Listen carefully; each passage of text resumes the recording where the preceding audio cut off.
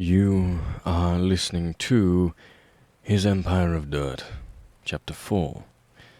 Michael Afton gets a job. When Mike awakes, William is tinkering before him, not yawning, only focused on his current task. Mike hadn't meant to fall asleep in front of the kid. He was partially positive that William would stab his eyes out in his sleep. But the innovations of ball pit time travel and or death-induced hallucinations proved far too powerful than his new, old body could take. The minute he had closed his eyes for more than a few beats, he was knocked out cold. "Good morning," William greets, without looking up from his bunny. "He broke his leg." "Oh," Mike says with a yawn.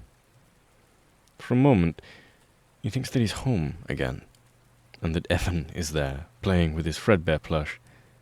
Things are okay, and his family members are all alive.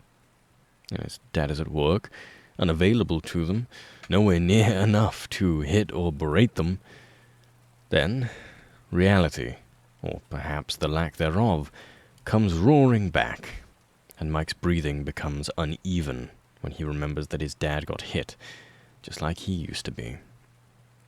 "I'll put him back together," William swears to seemingly the universe, fastening the leg back to the body. The bunny hops, just not as enthusiastically as before. "You were saying a name in your sleep. Evan. Who is that?"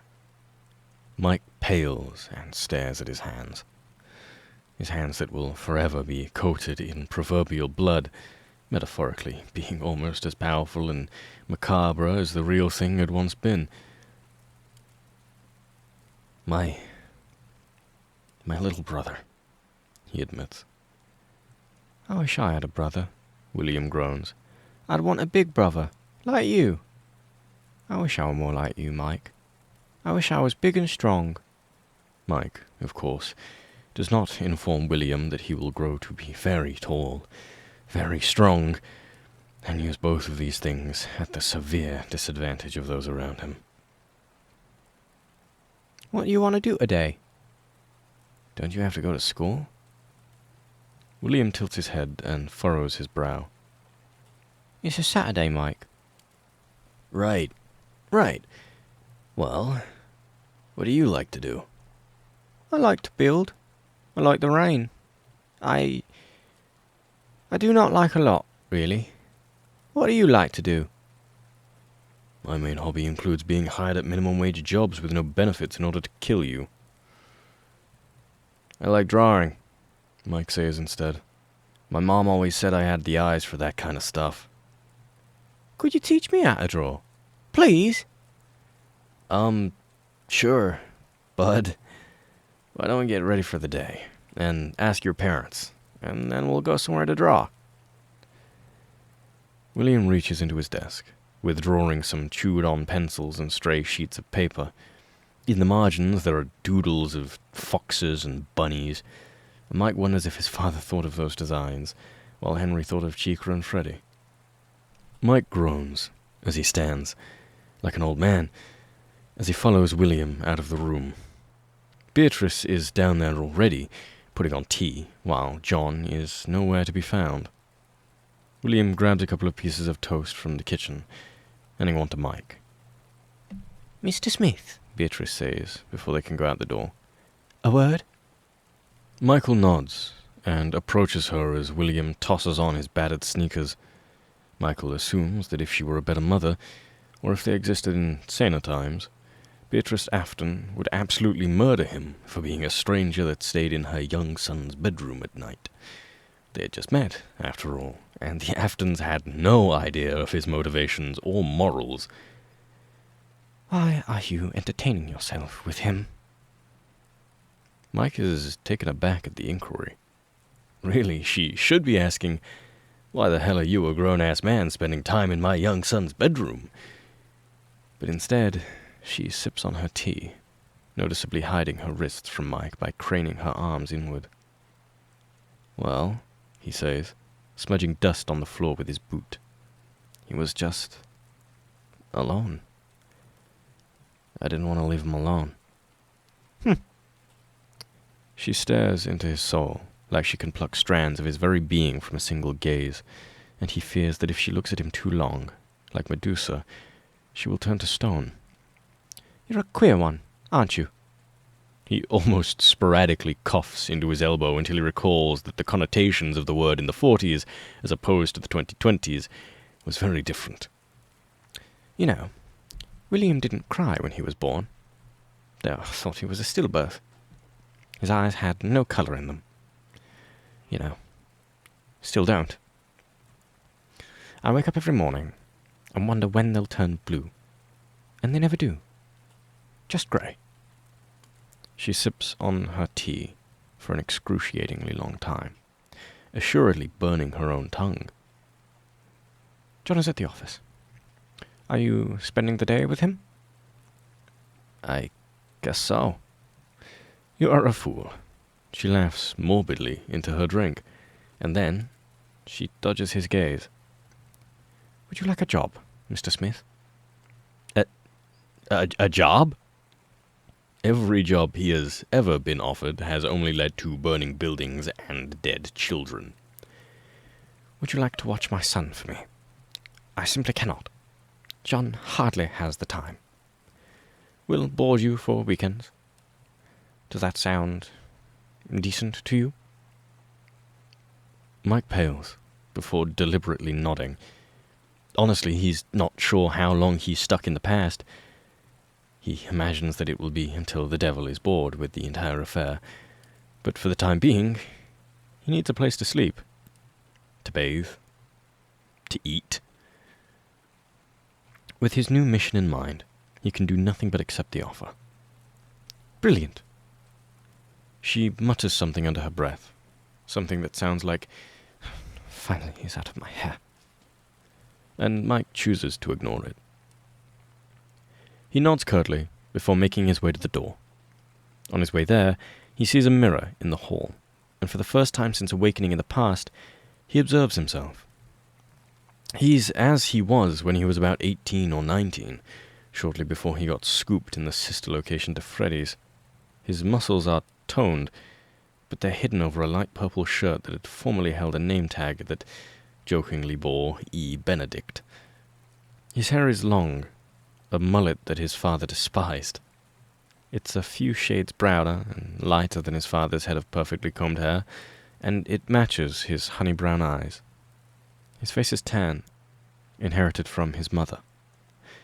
He is not yet a decayed corpse that has to wear a wig and cover his face with a mask. He breathes. It should be ragged, small, but instead it is boisterous and lingering. He could get used to that. The next thing he realizes is that William is gone. Mike panics for a moment as he heads out the door. He doesn't have to wait long to discover William just a little bit of the ways down the cobblestone road. There are 4 boys there, and one of them is dangling William's toy rabbit over his small stature. "Lil Willie Afton," the leader of them mocks, plucking the rabbit's leg from his torso. "Bloody peculiar, ain't ye?" "You should really give him back," William says, to which the ensemble laughs raucously. Mike observes the sight for but a moment before walking toward them. It continually floors him to see William Afton being on the other side of mockery and abuse. Despite seeing him now, Mike can't help but imagine young William just as big and strong as he is in the future, just as sadistic, just as on top of the world as he always is, even after he dies. "We got a problem here?" Mike says, standing behind William, towering over the boys. He crosses his arms over the chest and exhales. "Bloody freak," the boy says, looking to William instead of Mike. "Look a bit like a balloon, don't you fat—" Mike steps out from behind William and hoists the kid up by his collar. The boy yelps embarrassingly, the bunny falling from his grasp. "You really ought to leave him alone," Mike encourages, to which the boy nods, falling on his back when Mike releases him. "Go. Now."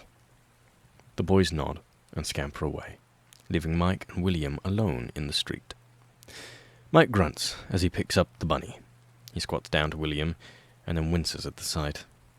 William's nose is bloody and bruised. Thanks, William mutters, taking the bunny from Mike. He fiddles with the bunny's leg until it's back in place. They like to punch me 'cause I don't react. They want to see how hard they can hit me until I cry. Mike suppresses a gasp as a memory flashes before him. Your brother cried so easily, his father had said. Just the two of them left. You're like me, Mike. You don't cry when you get bruised. He smiled like a Cheshire cat. At least, not anymore. His father had beaten tears out of him a long, long time ago. You can't help it, really, but hates the kid in front of him all over again. Hates him for never crying when he got hit. Why don't you react? William shrugs, his focus entirely on his creation. I don't know how to cry. You were crying when I met you. William stalls for a moment before continuing his work. What was I? I don't remember. Let's go draw, mister. William doesn't wipe away the blood from his face as the two of them continue down the road. They find a bench that overlooks the Thames. It's a partially sunny day, and there are a handful of birds fluttering from the sky into the river. Mike points to one as he takes the paper and pencil from William. Are you gonna do anything with your inventions, kid? William shrugs and begins doodling. I want to. Father says they're no good, though. That they're useless. Mike should encourage him to listen to his father. Your inventions will bring nothing but disaster. Instead, he bites his tongue and draws the bird's small wing. I want to make things that make people smile. That's a nice goal. I want them to smile, 'cause then they won't hit me anymore. William adds under his breath. And then he smiles a bit, like he's plotting something. People don't hit you 'cause they either love you or they're scared of you. No one's scared of me. Making them smile is the next best strategy. No one is scared of me, Mike repeats in his head, and he has to control his breathing once more. Everyone is scared of you, he replies mentally. I told you, just be decent. Can I ask you something, Mike? Mike looks to him and gestures for him to continue. If your dad does stuff to you like mine, then if someone told you to be decent, would you? Mike stares at the kid, and it's just the sort of question his father would ask. But instead of it being born from manipulativeness, it's born from genuine curiosity.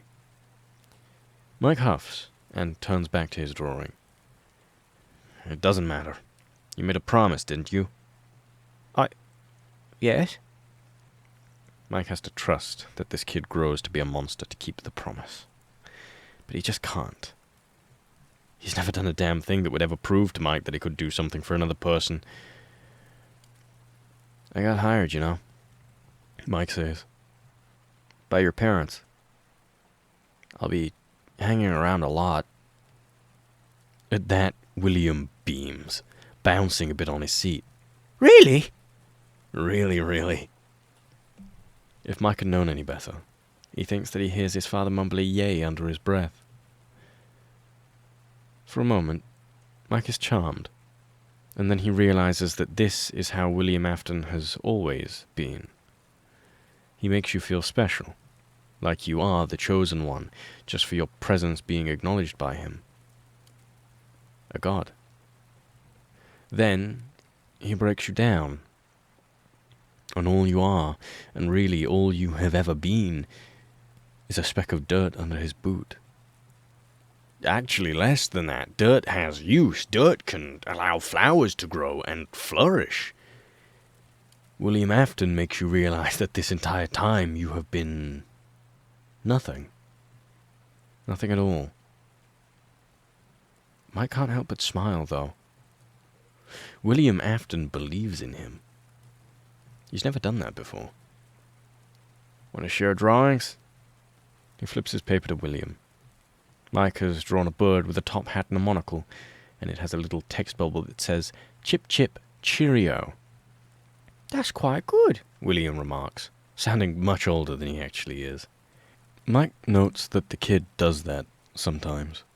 Not like he's trying to impress anyone, but like there's a grown man's soul inside the boy trying to break free. Mine isn't nearly as good. Mike examines the crude drawing. It is not nearly as professional as the sketches Mike had seen of William's fox and bunny. Instead, it is the sort of thing that a kid would draw for a therapist. There are pencil lines darting all across the page to resemble darkness. There's a tiny circle, one of the few white spots in the page, and the little circle has a crestfallen, frightened expression drawn on it. Then, all around the tiny little circle, is a dark hooded figure trying to claw at the subject. This is the monster from my closet, William calmly notes. That's pretty scary, kid, Mike replies, and his mouth is dry, and he imagines he himself is the circle, and William Afton is the hooded figure. I'm not scared of him, William says, and it sounds like a lie. Because one day, I'll be bigger and stronger. He grins toothily and draws an X over the figure. I'm not scared anymore, because now I've got you. The second statement is much more candid. For the first time in his life, Mike believes his father after he has said something kind. Okay, ready? Mike has armed the both of them with pillows and hairbrushes to defend themselves. He inches over to the closet and thrusts it open, and then he sighs with feigned relief. Well, look, there's nothing there. Really? William peeks out from behind the bed, his hiding place and ultimate fortress. No, he's got to be there. Really? Well, I promise there is nothing there. Mike steps aside, and if he had his phone on him, he would shine his flashlight into it. It seems in his teleportation to the past, he has decided that he is in the past because he has to make all of this right. He just has to. Has negated anything that would drastically disrupt the space-time continuum. Instead, he reaches for William's hand. The kid tentatively accepts it, peering into the closet, searching for something. See? Well, that's because it's not night time yet, William counters. He comes out at night. Then we'll wait all night. And if he comes out, I'll protect you. Don't worry. Knowing that this could be a teaching moment, he adds, you should always try to protect the people that trust you to do so. All right? Okay, William says. He's unsure, still staring at the closet. The two draw for a couple of more hours until an early night time falls across London. William yelps when Mike draws the curtain, casting total darkness into the room. Mike! It's okay. Do you trust me? William shouldn't trust him, really. If he was smarter in regard to people, he would march out of the room and demand his parents send Mike away. Mike is aware of this, and he is grateful that finally William Afton is a bit stupid in something. I do. Mike pulls open the door once more, and just as before, there's nothing there. See, well, he steps into the closet, and when he does, William cowers under his blanket. What's wrong? You. William shakes his head. Nothing. No, it's okay, You look like him. William admits, his face red. You're him. Mike shakes his head and closes the closet door, and he bounces at the edge of Will's bed. I won't ever hurt you. Mike had burned his father alive nearly thrice now, and each time his father's screams haunt him. I promise. William rests his head against Mike's arm and yawns. Okay. His voice is so small that Mike can do nothing but wrap his arm around the kid and provide him warmth, all the while blinking away tears. Can I tell you a secret? Sure, kid. I William shakily exhales. always thought that the man in the closet was me. He taps at his forehead. My brain. I don't. I'm scared of my brain. I think it's in my closet. I think all the scary thoughts are in there. What kind of scary thoughts, Will? William tenses. I don't know the word for it, but everyone makes me feel bad. It's another B word, I think. Bitter? Yeah, that's it. Bitter. Everyone makes me feel bitter, and I... The next words are so quiet that Mike thinks he imagines them. I want to hurt them. I want to hurt everyone. I want them to be scared like I am. William swallows down, and Mike realizes he's on the verge of tears. I want to understand my head, but I can't, and it makes me bitter. He's scared? If William Afton, in 50 years, had put a gun to Mike's head and forced him to believe that he was scared, Mike would have laughed as he pulled the trigger. There is no conceivable universe in which William Afton is scared of anything. Except death. William would raise the world if it meant he could live forever. Well, you know what I do when I'm scared, Will? Mike needs just about the best damn answer he can conjure. I think of all my friends who make me feel better. He thinks of Charlotte, of Henry, of Jeremy. And I think of how they believe in me. You won't die. And I realize I have to be bigger than what I'm scared of.